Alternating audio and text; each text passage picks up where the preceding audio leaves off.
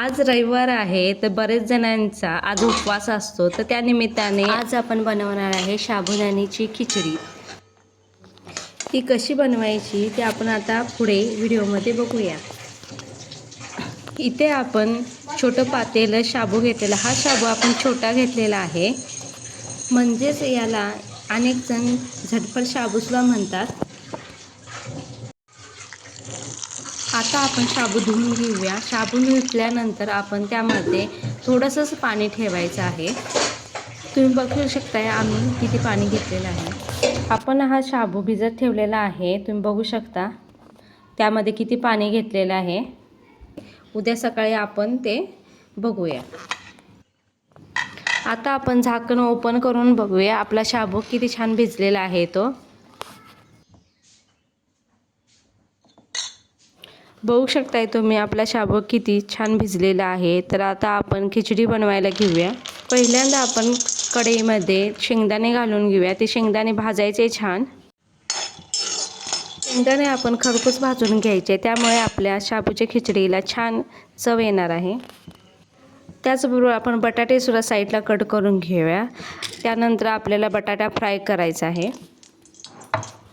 तेलामध्ये आपण पहिल्यांदा बटाटा फ्राय करून घ्या, लालसर आपण फ्राय करायचा आहे।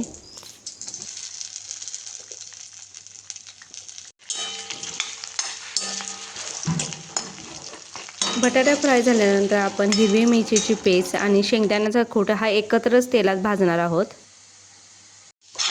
आता आपला बटाटा फ्राय झालेला आहे, त्यामध्ये आपण जी पेस्ट केलेली आहे ती त्यामध्ये टाकायची आहे। आता आपण शाबू छान परतून घेऊया, तो 10 मिनिटं परतून घ्यायचा आहे। त्यामध्येच आपण साखर 1 चमचा आणि अर्धा चमचा मीठ टाकलेलं आहे। आता ते आपण छान परतून घेतल्यानंतर झाकण लावून ठेवूया त्यावर।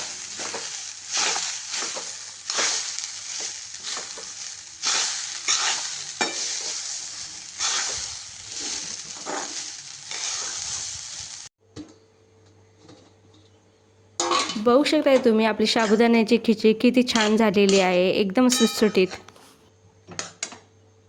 अजून आपण 5 मिनिटं ठेवूया गॅसवर, त्यानंतर आपण साबुदाण्याची खिचडी खाण्यासाठी सर्व करूया। बऱ्याच लोकांची ही खिचडी बनवण्याची वेगळी पद्धत असते। तुमची काय पद्धत आहे आणि तुम्ही कशा पद्धतीने खिचडी बनवता ते नक्की कमेंट बॉक्समध्ये सांगा। आणि हो, व्हिडिओ आवडला असेल तर लाईक करायला विसरू नका। तुम्ही बघू शकता किती छान असं वातावरण झालेलं आहे आणि अशा वातावरणात गरमागरम शाबूची खिचडी खाण्याची एक वेगळीच मजा असते। तुम्ही सुद्धा खिचडी खावा आणि हा पावसाळ्याचा सीझन एन्जॉय करा। आणि लाईक, शेअर, कमेंट करायला विसरू नका। थँक्यू।